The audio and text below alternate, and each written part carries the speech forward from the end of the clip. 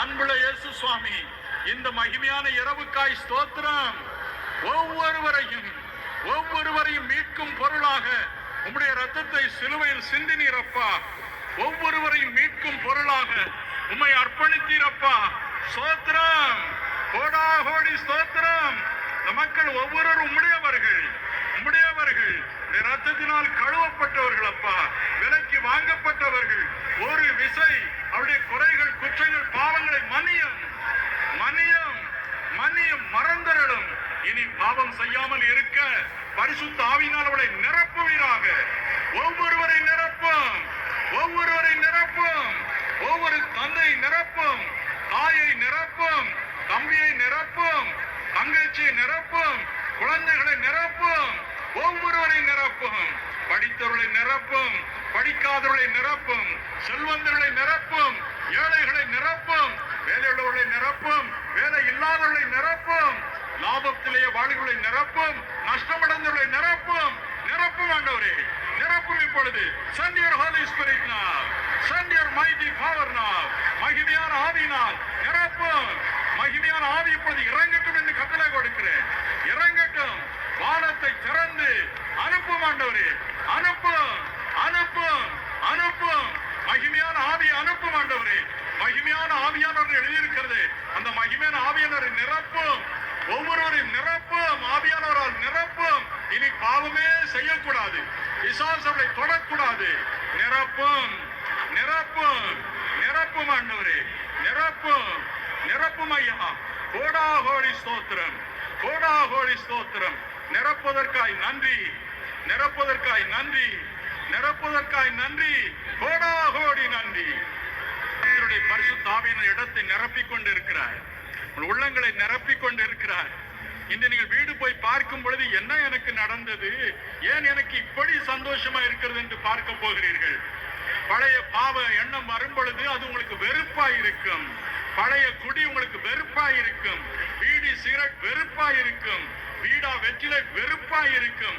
பொடி வெறுப்பாய் இருக்கும், கசப்பாய் இருக்கும். காரணம், இனிமையான பரிசுத்த ஆவியானவர் உள்ளே வந்திருக்கிறார். இனி அவர் நிரம்பி வழியும்படி தேவனை நோக்கி தினம் ஜெபியுங்கள். பரிசுத்தரோடு சேர்ந்து ஜெபியுங்கள். ஆண்டவரை ஸ்தோத்தரியுங்கள். இனி பழைய பாவம் வரும் என்ற எண்ணமே வேண்டாம், வேண்டவே வேண்டாம். இன்று இரவு உங்கள் நோய்களுக்காக ஜெபிக்கும் முன்பதாக, ஐயா, எனக்கு ஒரு மகிமையான ஊழியம் வேண்டும். நான் இருக்கும் கிராமத்தில், நான் வாழும் நகரத்தில், நான் வேலை செய்யும் இடத்தில் எனக்கு ஒரு மகிமையான ஊழியம் வேண்டும் ஐயா.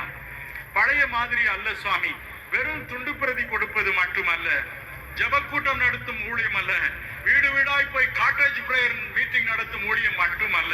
எனக்கு ஒரு விசாலமான ஊழியத்தை தாரும், மகிமையான ஊழியத்தை தாரும்.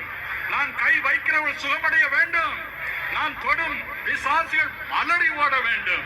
நான் யார் மீது கை வைத்து ஆசீர்வதிக்கிறேனோ அவர்கள் ஆசீர்வதிக்கப்பட வேண்டும்ப்பா. நான் கால் வைக்கும் வீடு ஆசீர்வதிக்கப்பட வேண்டும். அந்த வீட்டிலே செழிப்பு வர வேண்டும், சமாதானம் வர வேண்டும், பரிசுத்த ஆவி இறங்க வேண்டும்.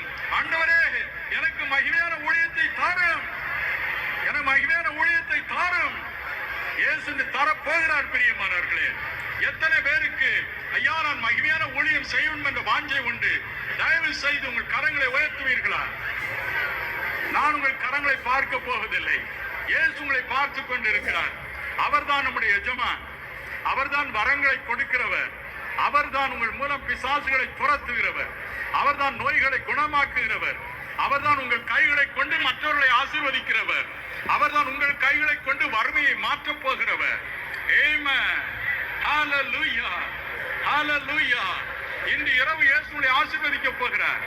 மகிமையான ஊழியத்தை தரப்போகிறார். பிரியமானவர்களே, மறுபடியும் கண்கள் முன்பதாய் எலிசபெத் என்ற ஒரு பெண்ணின் பெயர் திரும்ப வருகிறது.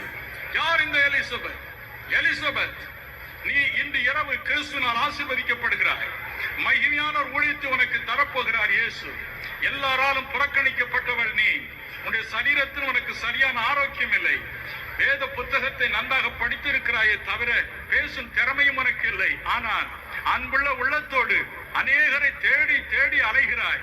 வீடு வீடாய் போய் மக்களை தேடுகிறாய், ஆத்துமாக்களை தேடுகிறாய்.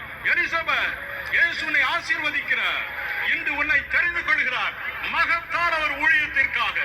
எந்த இடத்தில் இருந்தாலும் சரி, நீ மேடைக்கு வரும்படி உனக்கு நான் கட்டளை கொடுக்கிறேன். இயேசு கிறிஸ்துவின் கரம் இந்த நேரத்திலும் தமக்கென்று உண்மையாய் ஊழியம் செய்கிறவர்களை தேடிக்கொண்டிருக்கிறது. பிரியமானவர்களே, தேவனே எனக்கு இந்த மகிமையான ஊழியத்தை தாரும், எனக்கு இந்த மகிமையான ஊழியத்தை தாரும் என்று நாம் கண்ணீரோடு கெஞ்சுவோம். தேவனே என்னை ஆசீர்வதியும், என்னை ஆசீர்வதியும். ஏசா கெஞ்சினான், என்னையும் ஆசீர்வதியும் என்று. அவனை ஆசீர்வதிக்கவில்லையா? உங்களை இந்த இரவு ஆசீர்வதிப்பார். உயர்த்தி இருக்கிற கரங்களை இயேசு தொடும்படி இப்பொழுது நான் ஜெபிப்பேன். உண்மையாக உங்கள் கரத்தில் ஒரு வல்லமை இறங்கும். இப்பொழுது பரலோக அக்கினி இறங்கும், பரலோக அக்கினி இப்பொழுது இறங்கும். இயேசுவின் கை உங்களை தொடுவதை இப்பொழுது உணர்வீர்கள். நாம் ஜெபிப்போம். தேவகுமாரனாகிய இயேசுவே, நான் உடைய ஊழியன் என்பதை நிரூபித்தருள்வீராக. நான் நீர் சொன்னபடி இவளை செய்தேன் என்பதை நிரூபித்தருளும்.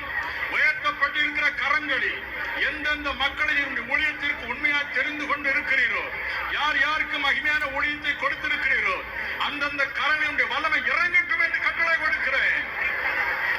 பரலோகத்தில் இருந்தவுடைய மகிமை, பரலோகத்தில் நமக்கு இருந்த மகிமையை நீர் உமது பிள்ளைகளை தாரும். 9 வரங்களை தாரும். உலகம் தரக்கூடாத வல்லமையை தாரும். அதிகாரத்தை தாரும். உம்முடைய சீடர்களுக்கு கொடுத்த அதிகாரத்தை தாரும். அசுத்த ஆவிகளை நீ அவளை கண்டதும் நடுங்கட்டும். அவள் தொடுகிற நோயாளிகள் குணம் பெறட்டும். அவள் ஆசீர்வதிக்கிறவர்கள் ஆசீர்வாதம் பெறட்டும். கால் வைக்கும் வீடுகள் சமாதானம் பெறட்டும், சுகித்திருக்கட்டும். ஒவ்வொருவரையும் ஆசீர்வாதமான பாத்திரமாக மாற்றி அனுப்புவீராக. நன்றி, நன்றி, நன்றி, கோடாகோடி நன்றி. ஆசீர்வதிப்பதற்காய் நன்றி.